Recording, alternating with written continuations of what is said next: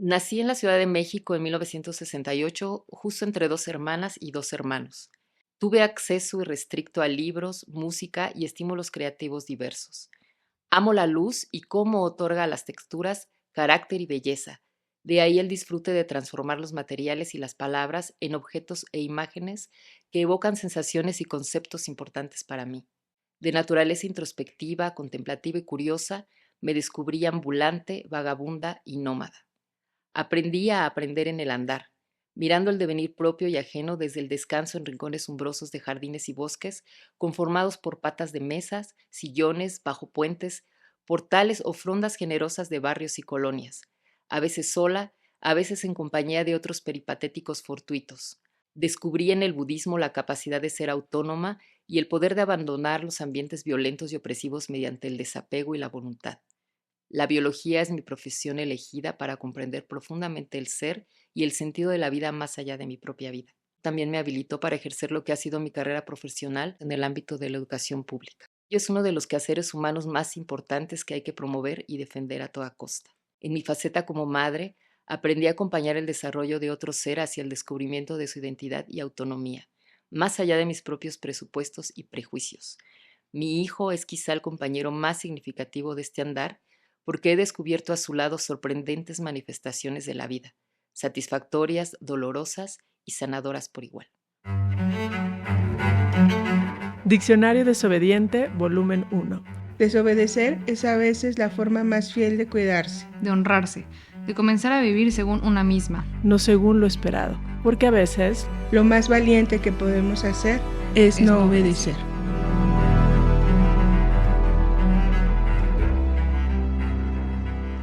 Estamos aquí, Petrushka, Irene. Andrea Alejandra Ortiz, nuestra desobediente de hoy. Bienvenida, Ale, al Diccionario Desobediente. Qué gusto tenerte aquí. Muchas gracias, qué gusto estar con ustedes. Peripatética. Sí. A ver, vamos a detenernos tantito para entender lo que es el término peripatético, porque no creo que todos lo tengamos muy claro. Peripatético es el método que usaban Aristóteles y sus discípulos para aprender andando, al observar, dialogar y reflexionar juntos. Poder divagar, deambular por calles, por naturaleza, así como escucharon la introducción de Ale, y en ese andar reflexionar sobre lo que vemos y el conocimiento que podemos ir adquiriendo. Bueno, después de esta pausa, continuemos. Vagabunda, nómada y desobediente. Sí. ¿Puedes compartirnos cuáles son tus palabras en este diccionario? Mis conceptos son desapego. Significaría para mí, usualmente el desapego se interpreta como un desinterés o una desconexión para evitar daños o incomodidades, ¿no? Y en mi caso lo transformo hacia fortalecer la autonomía y la empatía respetuosa por los otros sean personas humanas, no humanas o hasta objetos, ¿no? Y mi segundo concepto es desacato, que desacato se concibe como desobedecer a la ley o a un dictamen de algo que está establecido y que es normativo. Y para mí es una resistencia consciente hacia algo que se considera una injusticia o que yo considero una injusticia o algo que vulnera un legítimo derecho en mí o en primera instancia o de alguien que yo considero que está siendo desatendido en sus derechos. ¿En qué momento de la vida te descubres como desacato, en el desapego o como desobediente? Mira, el desacato creo que es algo inherente a mi persona.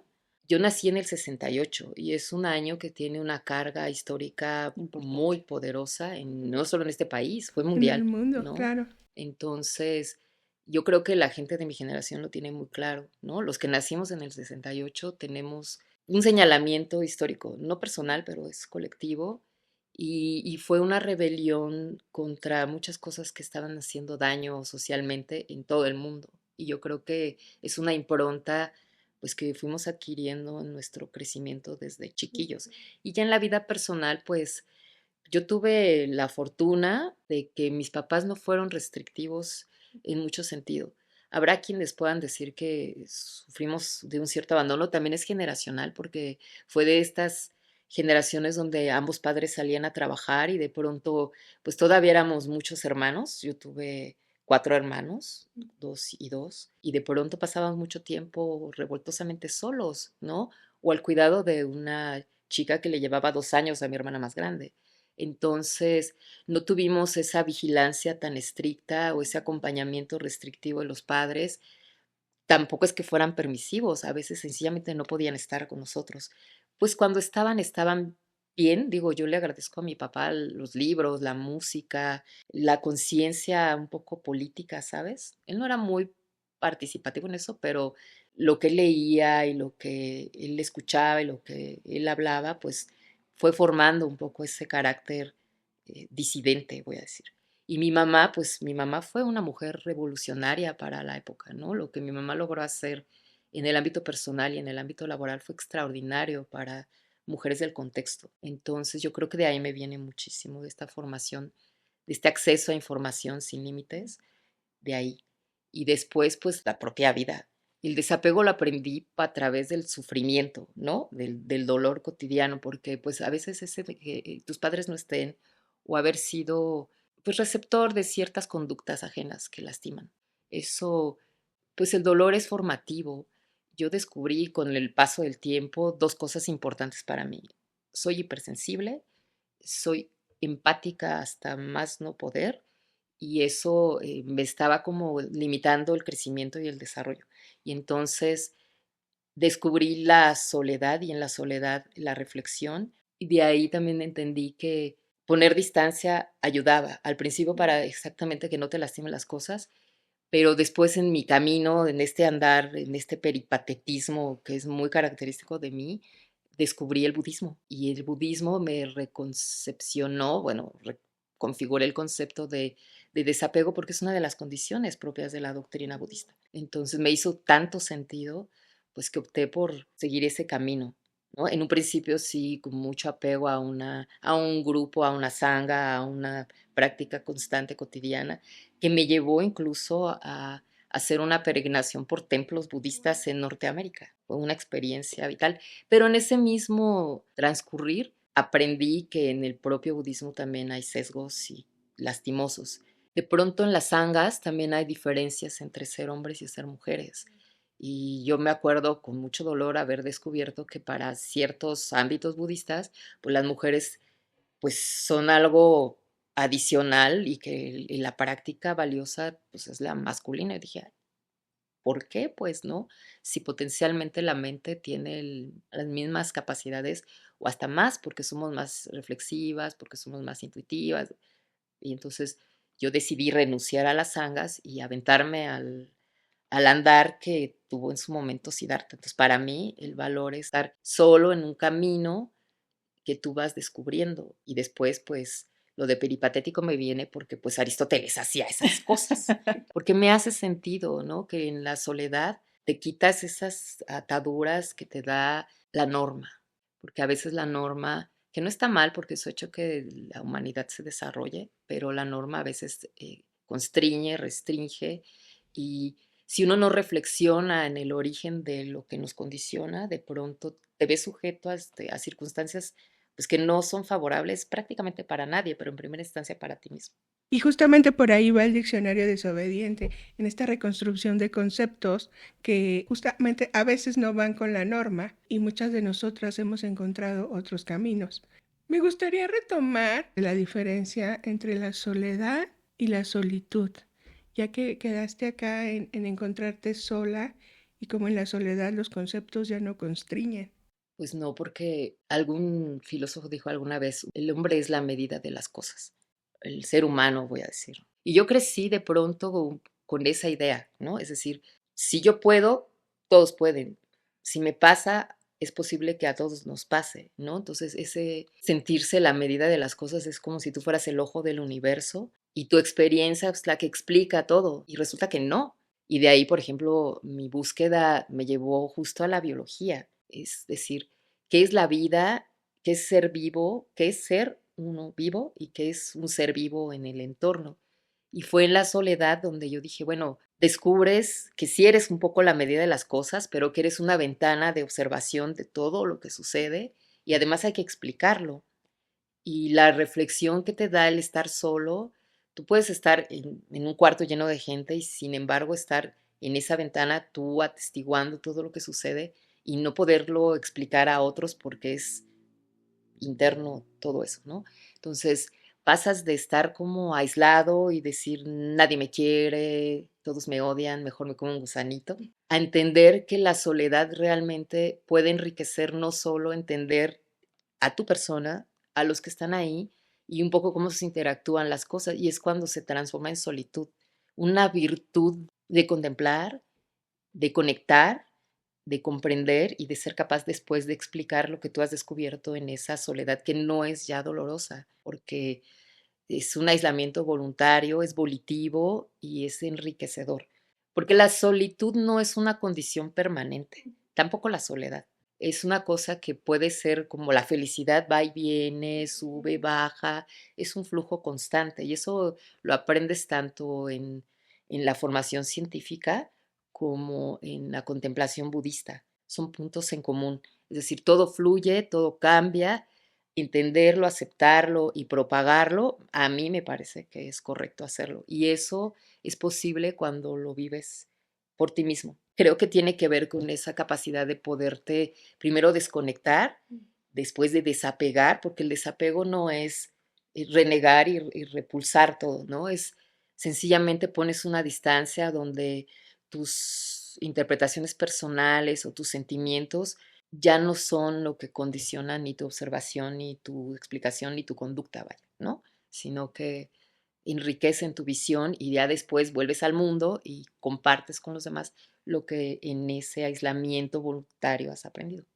Cuando hablamos de soledad, tal parece a nivel social, en algunas religiones o conceptos, es como un castigo. E inclusive cuando habla alguien de estar solo o haberse encontrado en paz en soledad, aparece como una mirada de, ay, pobrecito, estás solo, pobrecita, estás sola.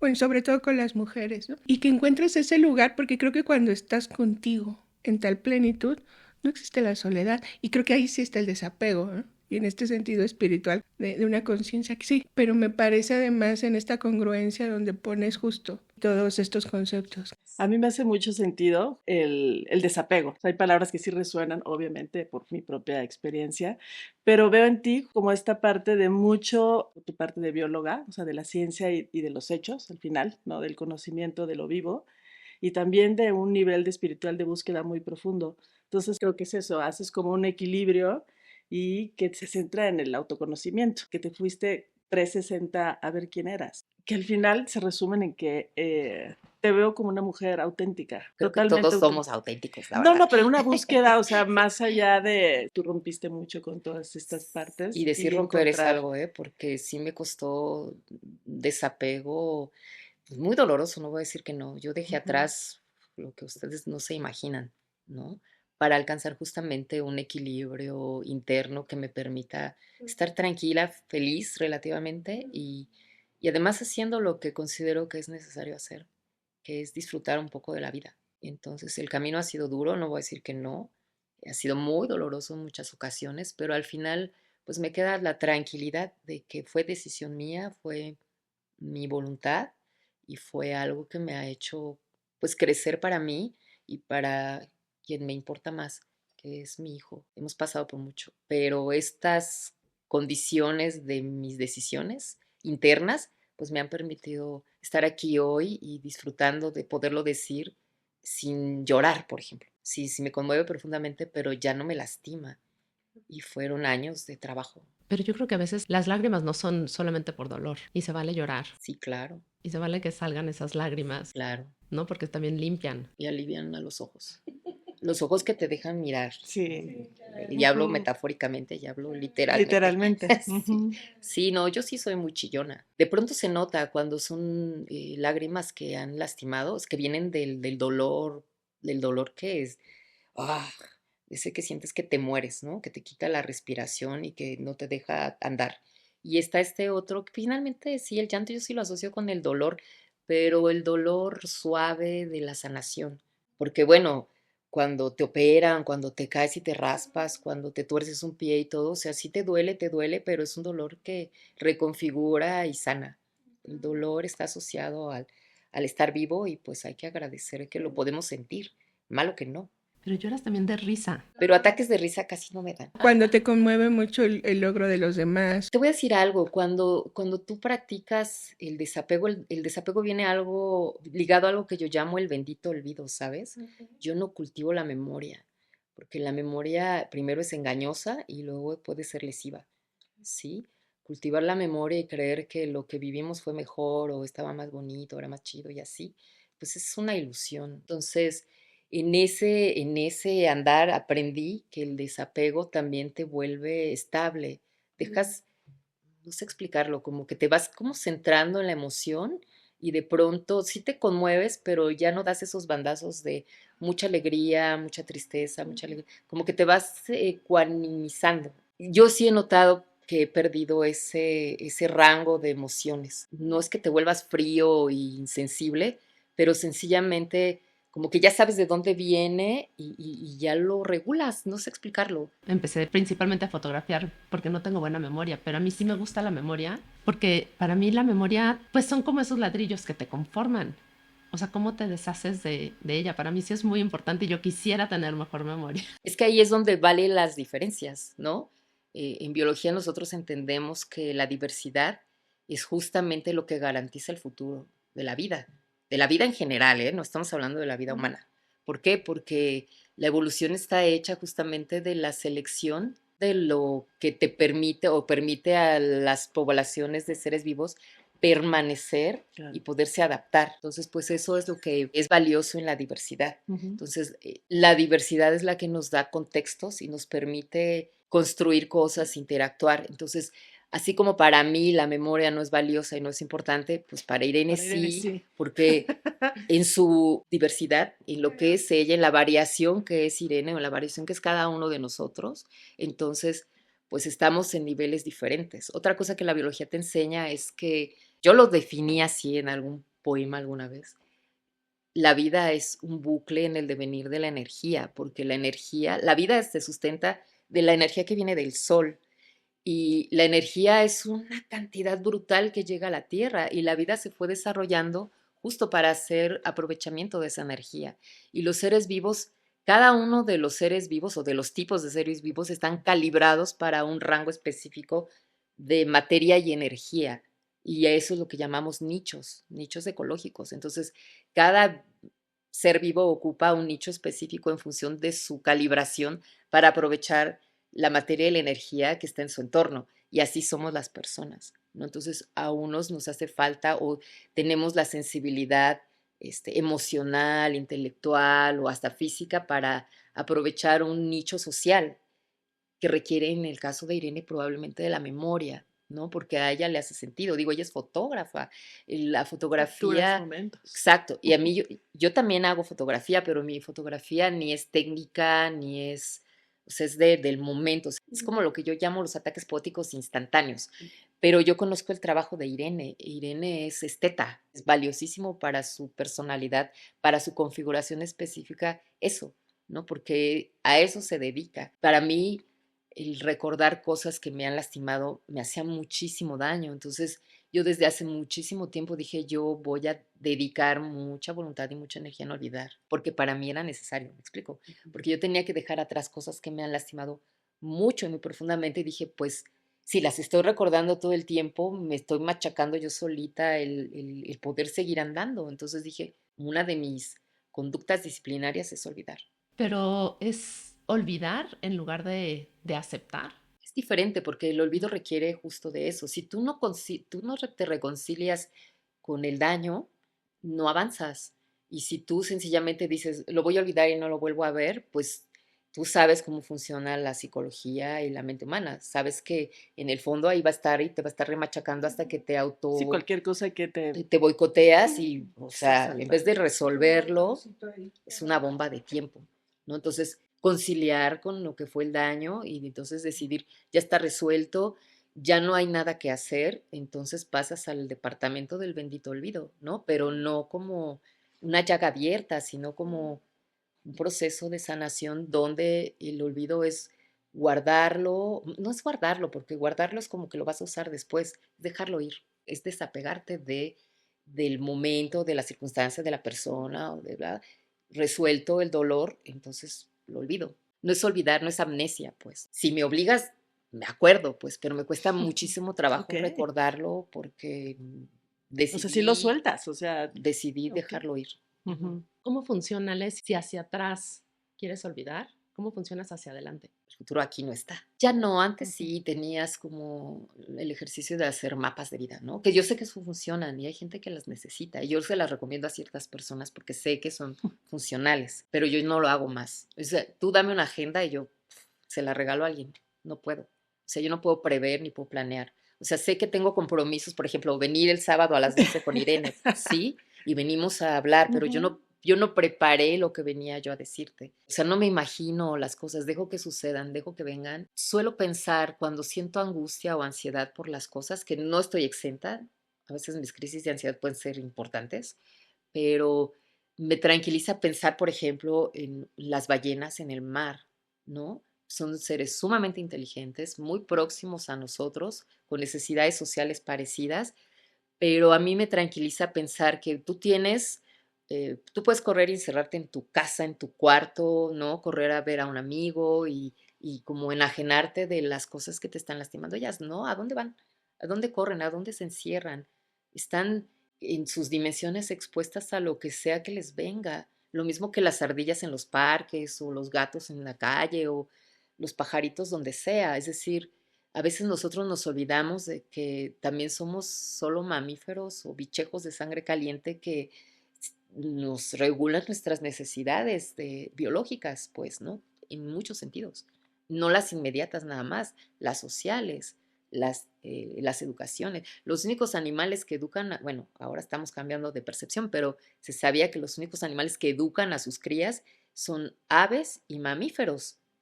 Nosotros somos mamíferos. Y educados entre comillas. Educados, porque los animalillos, pajaritos, los pollitos, las gallinas, las ardillas, los ratones aprenden de sus adultos, ¿no? O de los colectivos bueno, hay hembras que se juntan todas, no importa de quién son los hijos, procuran por ellos, les enseñan, o sea, los mamíferos les enseñan a sus crías Sí, en a vivir. manada. Hay que observar al entorno, El a los entorno. insectos, a las hormigas, a las plantas son unas Sí, maestras. bajarle al ego de soy el superhumano, ¿no? Y conectar O con... más bien transformar el ego y Ujú, decir es un ego que primero es colectivo ujú. y después no es solo nuestro, porque si tú observas a un gato con el que convives, a un perro con el que convives, a una ardilla que ves todos los días, a un pajarito que a veces, si tú aprendes a comunicarte con ellos, ellos vienen a ti y interactúan contigo y te dan algo que tú podrás interpretar como quieras, porque nos encanta interpretar y otorgarles capacidades y discursos, les transferimos